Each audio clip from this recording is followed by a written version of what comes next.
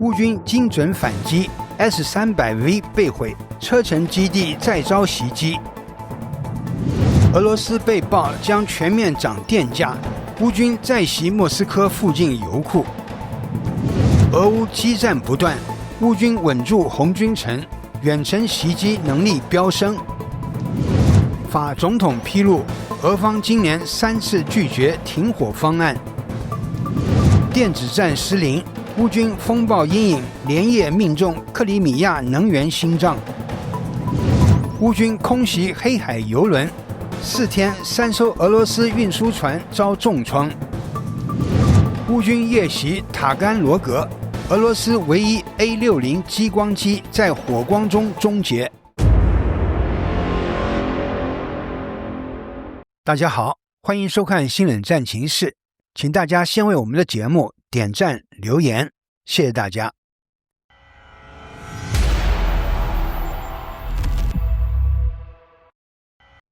顿巴斯前线在夜色中突然被点亮。当地时间11月29日深夜，乌克兰特种部队对俄军阵地发动了一次精准突袭。诺尔报告披露的夜视画面显示，一套 S-300V 防空系统被乌军率先摧毁，其中包括一辆 9A83 型导弹发射器被直接击毁，2座尼奥比 SV 雷达站也受到严重损坏。这是乌克兰近期在顿巴斯的最新打击行动。尽管乌军在红军村方向面临持续压力，但他们正以实际行动表明，无论是在战场上还是未来的谈判桌上，顿巴斯都不是可以让出的土地。冬季逼近，战斗的紧张程度只会不断上升。不仅如此，乌克兰的无人机部队在高加索方向也展开了罕见的远程奔袭。不久前，乌军无人机突袭了车臣的古杰尔梅斯，直接命中卡德罗夫特战队的住所，详细损失仍在统计中。而这并非单一事件，过去一段时间，乌克兰连续对车臣部队进行了针对性打击。在俄战比尔江斯克，他们袭击了试图倒卖柴油的车臣部队，而在11月27日前后，乌军更是发动了一次突破性的远程空袭，将无人机飞越高加索山脉，深入车臣首府格罗兹尼，攻击阿赫马特北方军事基地，打击距离超过1200公里。这一行动意义重大，这是乌克兰首次在车臣境内精准打击高级别军事单位，证明乌军无人机具备穿透高加索复杂地形的能力，为未来进一步深入俄罗斯腹地的远程攻击奠定了关键技术与战术基础。战场之外，外交层面的动作也在同步推进。泽连斯基与夫人抵达法国，在爱丽舍宫与马克龙进行会晤。法国方面继续明确表达对基辅的支持。泽连斯基还参观了达索军工，引发外界对法国是否会向乌克兰提供阵风战斗机的关注。同时，意大利国防部长克罗塞托也批准了新一轮对乌军援助计划。出于安全考量，意大利与德国一样，没有公布具体的援助清单，但外界普遍认为，这将进一步强化乌军的远程打击与防空能力。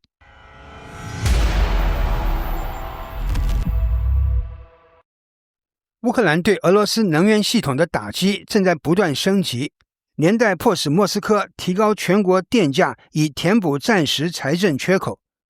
就在俄罗斯准备上调电价的消息传出不久，乌军又对莫斯科周边发动了新一轮袭击。一座位于首都附近的油库被精准命中，火光冲天。据俄媒报道，为了同时应对战争开支与北高加索地区不断累积的债务，俄政府正考虑效仿此前的远东模式，对全国电力批发价征收统一附加费，用以覆盖所谓的巨大亏损。尽管细节尚未公布，但战争已给俄罗斯财政带来沉重压力。几天前，俄方更被爆出动用黄金储备来支持预算。西方能源制裁引发的连锁冲击正逐步体现。与此同时，乌克兰的能源反制行动并未放缓。昨夜，乌军无人机再度空袭奥廖尔的一座油库，这座位于利夫尼区的设施，今年1月就曾遭遇重创，一度停摆数周。现场画面显示，油库被大火吞没，浓烟冲天，至少2个油罐被摧毁，多次二次爆炸持续不断。奥廖尔距离莫斯科仅380公里，是供应俄首都的重要能源节点。此次袭击的象征意义甚至超过其本身的破坏效果。与此同时，国际战线也出现了新的动作。波兰热苏夫空军基地的防御任务已转移至荷兰，后者部署了2套爱国者系统与300名士兵。热苏夫如今是北约援助物资进入乌克兰的核心枢纽，可谓基辅的生命线。荷兰防长布雷克尔曼斯宣布提供额外 2.5 亿欧元军援，用于从美国采购关键物资，包括 F-16 战斗机的空对空导弹等。同时，荷兰准备与乌克兰展开无人机联合生产。几天前，挪威刚与基辅达成类似合作。乌克兰无人机经过前线检验，已获得北约认可。2025年以来，欧洲多国持续受到不明无人机的威胁，各国情报部门几乎都将矛头指向莫斯科。这也让欧盟更需要乌克兰在无人机领域的技术与经验。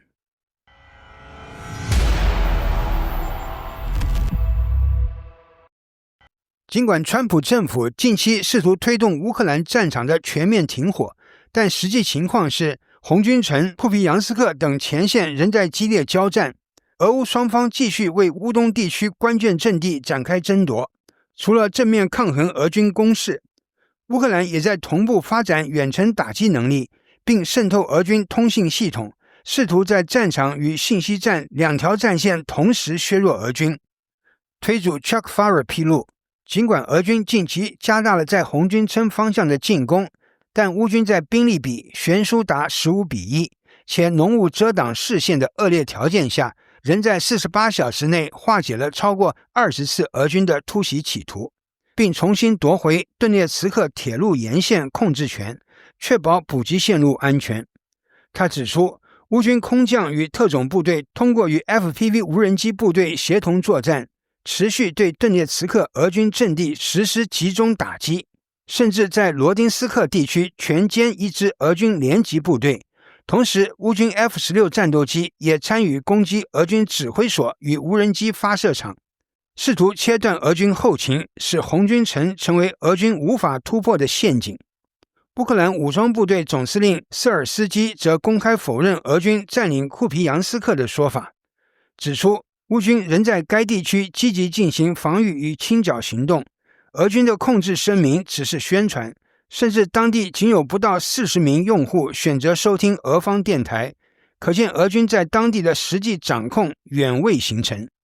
另一方面，推主 David D 表示，乌军在过去5天内于哈尔科夫州伊万尼夫卡方向摧毁了多达100辆俄军坦克与步兵战车，使俄第90师蒙受惨重损失，该师短期内已难以恢复进攻能力。Euromedian Press 则指出，乌克兰国内的导弹产量正迅速提升，规模甚至可达到压制俄罗斯防空系统的程度。乌方每月可制造40至50枚海王星导弹，以及约90枚火烈鸟巡航导弹。这些武器不仅能突破俄军防空，更有能力攻击俄罗斯境内关键军事与能源基础设施。外界推测，乌军未来将可能以俄国防工业电网为目标，削弱俄方军备生产。推主 Max25 补充称，乌克兰情报总局最近成功入侵了俄军前线部队以及俄军在非洲特种部队的通讯系统，不断掌握俄军进攻部署，使乌军在战术与情报上都获得显著优势。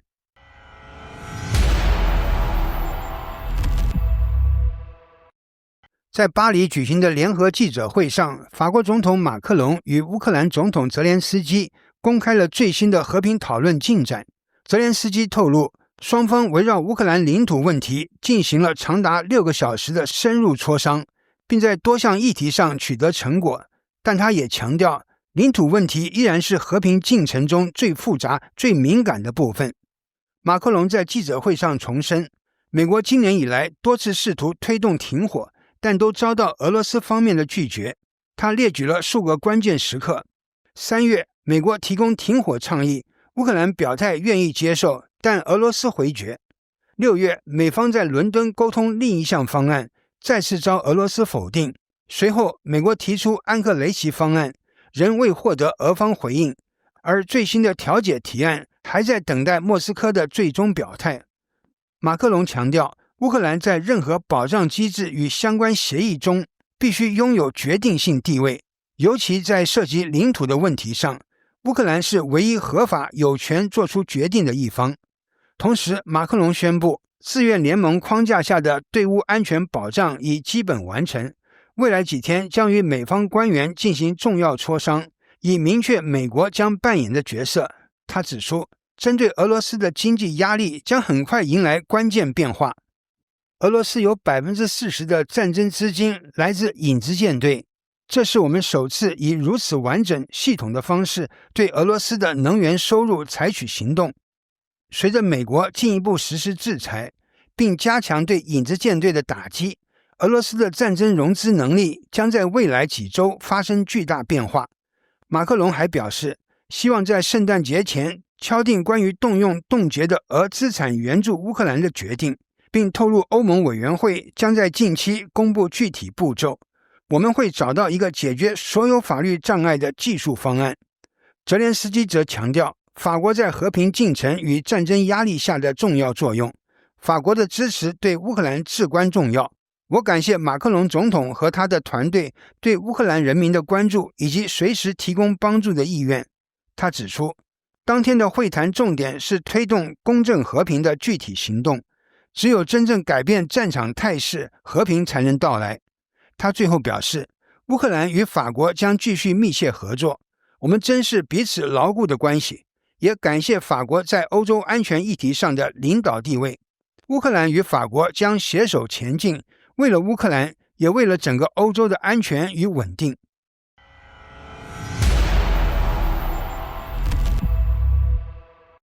深夜的克里米亚北部突然被连环爆炸撕裂，十数团火球冲升夜空，变电站钢架被震得四散飞舞，巨量黑烟在卫星图上都能清楚辨识。11月21日，这场精确打击再次让英国援乌的风暴一影巡航导弹登上战争舞台的中心，俄军重要变电站被炸得如同烟火秀，半个克里米亚瞬间断电。而俄军宣称能压制所有北约导弹的电子战吊舱则完全沦为无用装饰。从现场流出的视频可见，220千伏高压塔断成两截，爆裂的变压器油箱点燃大火，融化的金属流淌成一片火海。当地居民纷纷上网描述断电时刻灯灭的一瞬间，像整座城被掏空了灵魂。医院全靠备用发电机，超市应急灯全部亮起，手机信号也不停跳动。然而，对俄军的冲击远不止民生层面。该变电站挂有南部军区的后勤编号，白天为防空雷达供电，夜里负责弹药库制冷，是克里米亚防御网络的能源中枢。更让俄军尴尬的是，电子战系统几乎完全失效。此前大肆宣传的克拉苏哈4汽车厂等电磁干扰设备，本应迫使巡航导弹偏航，但风暴阴影却一路畅通。乌军指挥官透露，他们采取3步突防：1、无人机蜂群制造假目标，引诱俄军消耗防空弹药； 2、反辐射无人机瘫痪雷达； 3、导弹以100米以下极低高度贴地突防，并依靠 AI 地形匹配锁定目标，误差不足3米。这款被称为欧洲战斧的巡航导弹再次展现其优势：低雷达反射、300公里外防区外打击、GPS 惯性、红外不合制导，以及完全不依赖外部导航的被动模式，让它几乎不受俄军干扰影响。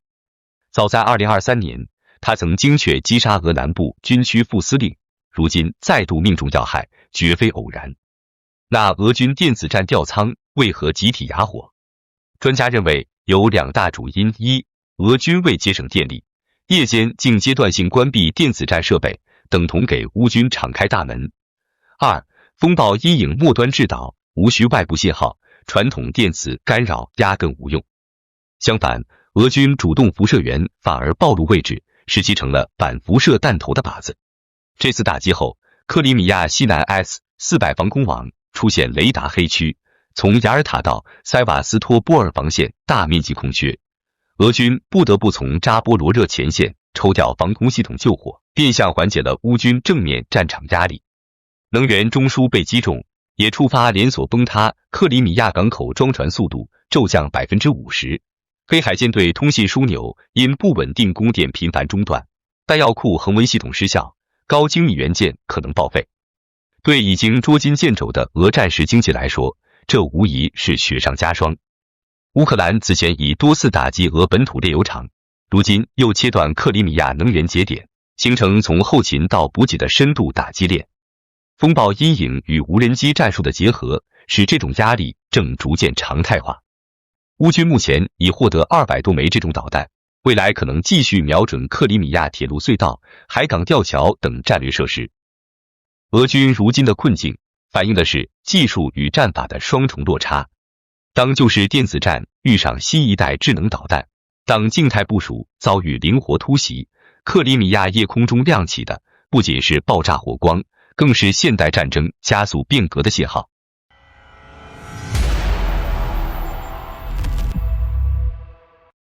12月2日，土耳其方面传出重磅消息，一艘俄罗斯油轮在黑海遭到袭击。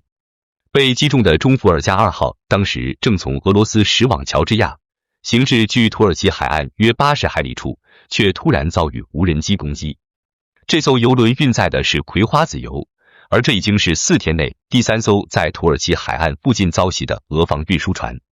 更关键的是，这次袭击并非惯用的海上无人艇，而是从空中飞来的武装无人机。媒体初步证实，中伏尔加2号遭到了 FP 伊柳特1无人机打击，无人机来自敖德萨方向，并携带破片战斗部。袭击导致油轮受损，船员受伤。这已是乌克兰在短短4天内对俄罗斯油轮发动的第3次精准打击，火力显著升级。11月30日，常往返俄罗斯新罗西斯克与塔曼港口的梅尔西号油轮在瑟内加尔海岸附近最终沉没。11月28日，乌克兰无人艇突袭影子船队油轮凯罗斯号和维拉特号，使2艘船严重受损，基本无法继续运输。从袭击模式来看，乌克兰正在明显转向在攻击了炼油厂、油库、油气管道、海港码头之后，开始直接瞄准俄方的运输命脉——油轮。相比美欧制裁，这种从源头切断物流的方式打击更直接、更致命，也对俄罗斯影子船队造成实质性压力。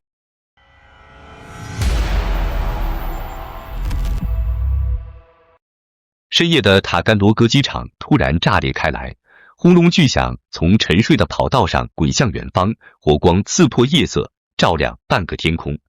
当浓烟渐散，一架机身顶部带有巨大鼓包的特种飞机只剩下焦黑骨架。这是俄罗斯仅存的 A-60 机载激光武器试验机，苏联时代最具野心的激光武器项目，在乌克兰无人机的突然袭击中彻底终结。这场看似寻常的夜袭，不只是摧毁了一架飞机，更是宣告了苏联最后一份激光武器遗产的彻底覆灭。从现场传出的画面显示，这架由伊尔 76MD 运输机改装而来的试验机，背部那座庞大的激光发射舱已经被完全烧穿，金属框架扭曲塌陷，残骸仍在冒着焦黑热烟。知情人士透露，袭击发生时，俄军毫无防备，近防系统甚至还未来得及启动，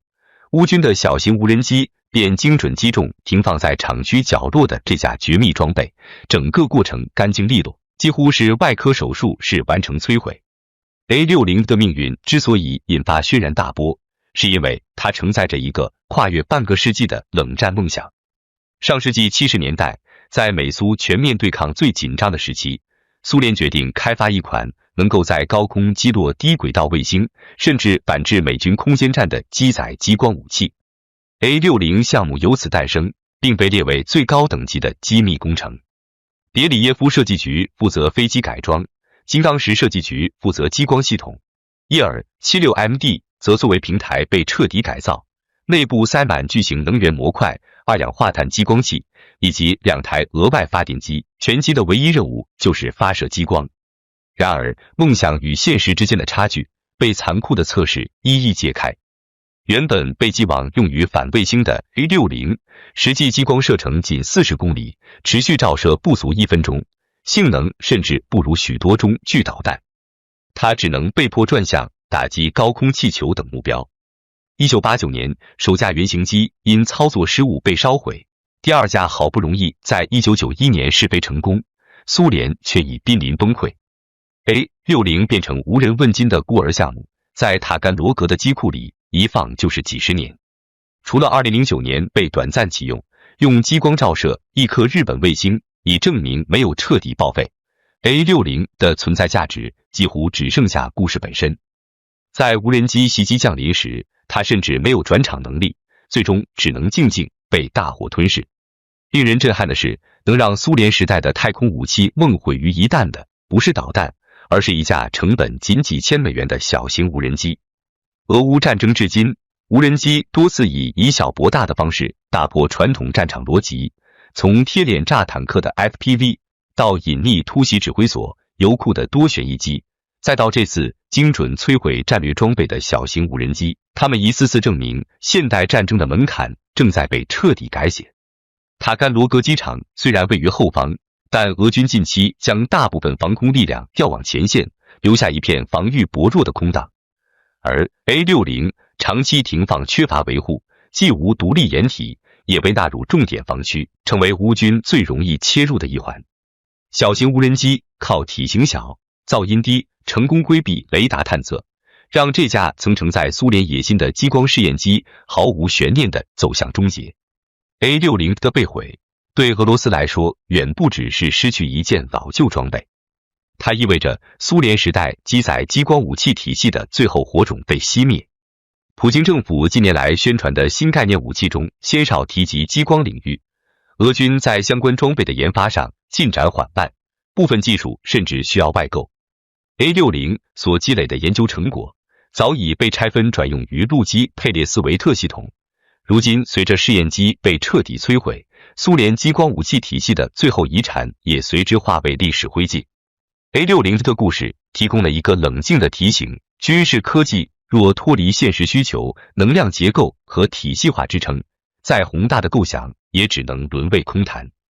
苏联追求一步到位的太空激光，最终在技术瓶颈和资源断崖中折戟。反观一些国家，从反无人机小型激光系统逐步演进到舰载武器，走的是脚踏实地的路线。好的，感谢您一口气看到最后了，这是对我们最大的鼓励和支持。要看最全面、最及时准确的战场热点报道更新，就请每日锁定新冷战情势。如果您喜欢我们的节目，也请您点赞、留言、订阅，把视频分享出去，让更多的人看到这个节目。想要赞助我们的朋友，可以打开超级感谢打赏赞助，帮助我们能持续做出更多好节目。谢谢大家。